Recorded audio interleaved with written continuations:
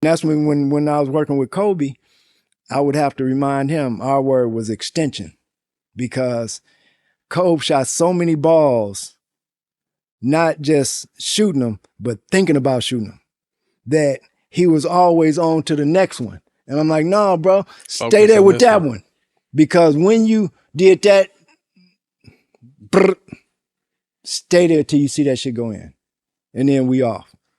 And you go steal it and come back and do it again. You know what I'm saying? And again and again. Yeah. And that was the part that I loved with, working with him, was that his mental focus and his preparation before I go out there.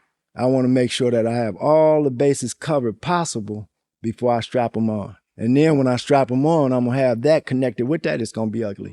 It's going to be ugly. I got to steal that when I'm talking to my daughter's team. About what?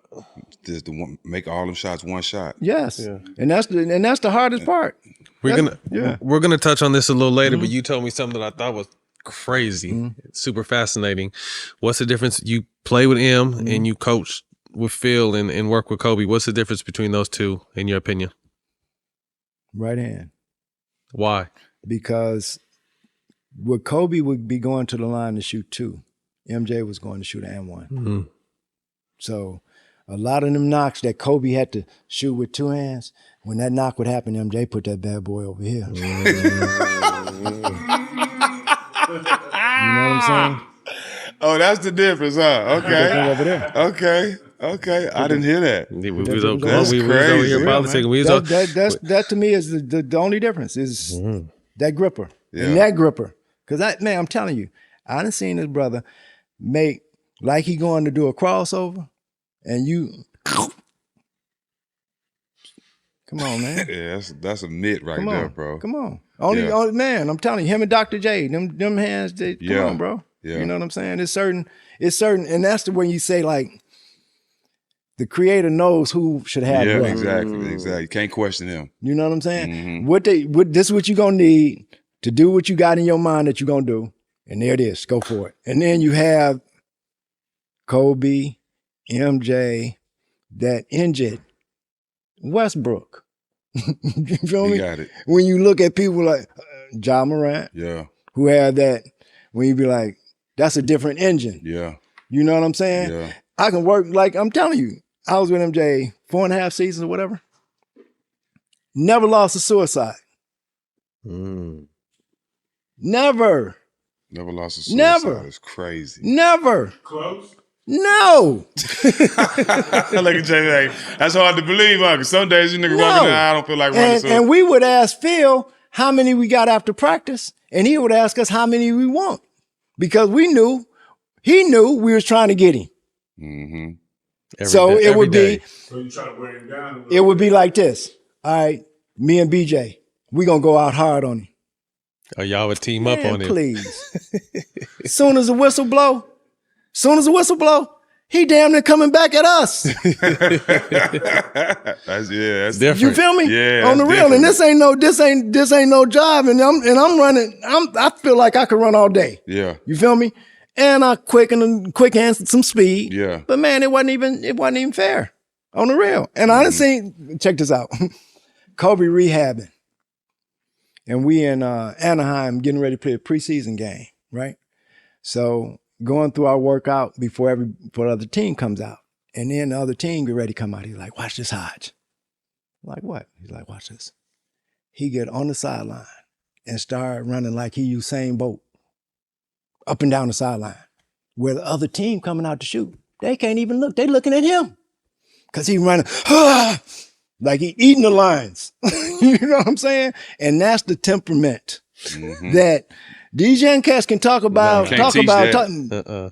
Different. And you crazy. So when we got with the Lakers, we go to Hawaii for our first training camp. We on the plane. He tapped me on the shoulder. Man, when we get in, I want to have lunch with you. Okay. Get in, go downstairs, we have lunch.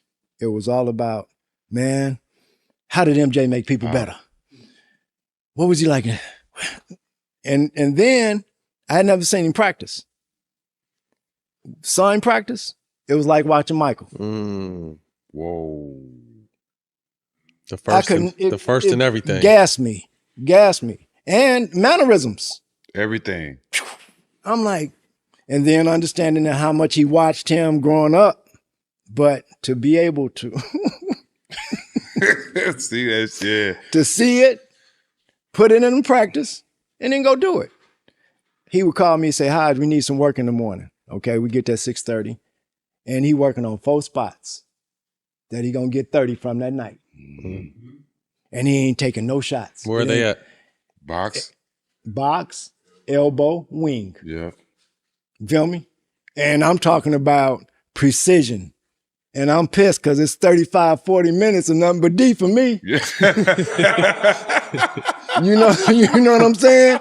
And I'm like, and I'm knowing him. He want a different look every single time. Yeah.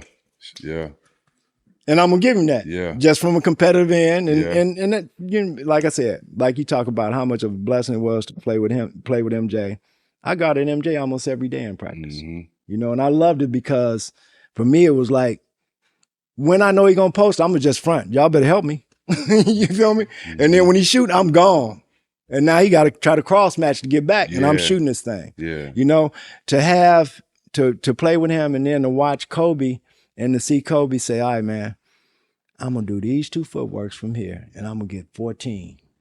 I'm going to do these over here, and I'm going to get at least 20 into the line for 4 more. And we go back, and it be them spots. Be them spots because he done looked and said, okay, this team got this type of D they going to throw at me. This team got this big down here, so I ain't going to be going down there. And he too small with me. Did you go to keep your training? Did you go with us to Spain? No, you weren't there. No.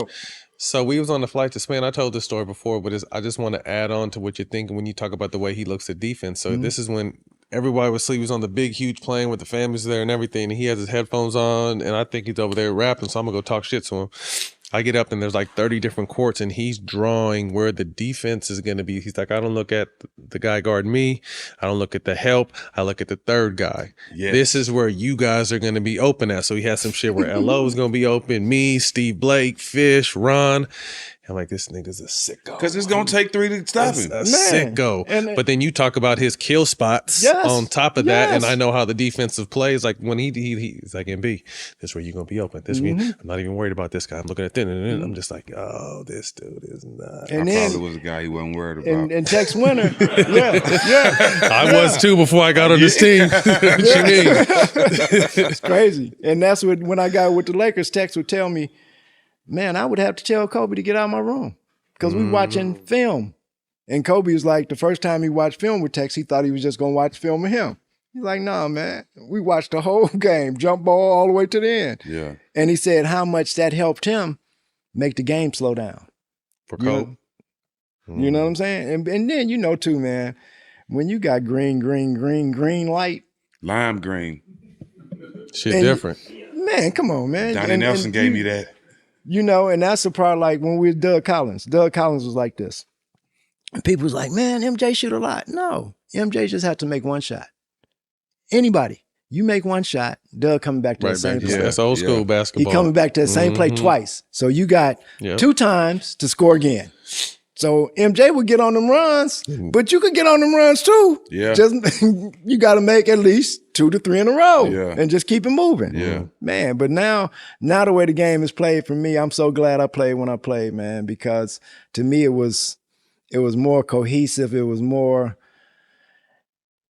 I'm going to say formalized basketball from the standpoint that it was a position game. To where now it seems like, you know, it's positionless. That if you can handle, regardless to your size, you're going to handle. You know, you look at Jokic and Luka, you know, they bring it. Regardless of your size, you can shoot. Favorite part about coaching Kobe? Just to see how, like you were saying, how in your case, how he saw how to help you get off when you didn't have it in your hand. All right. And he told me, say, man, how I check this out. If I can get everybody to play at their greatest, not Kobe great, but their own, ain't nobody gonna beat us. And to me, that was something that I never would see MJ do. You feel me? If you got better with MJ, you got better. It wasn't never going to be like, man, brother, where Kobe would give you kudos if you getting better. That I didn't see that. I didn't feel that with MJ. I was around him, and I seen how many players went the other direction because of how he demoralized them with his bravado. You know what I'm saying? Where it was not unnecessary. You didn't have to do that to that brother because it's and that's the thing, is that it's a certain and different mentality and personality that we deal with too. That some players are hardcore and can deal with it, but other players gonna back up and subside to it.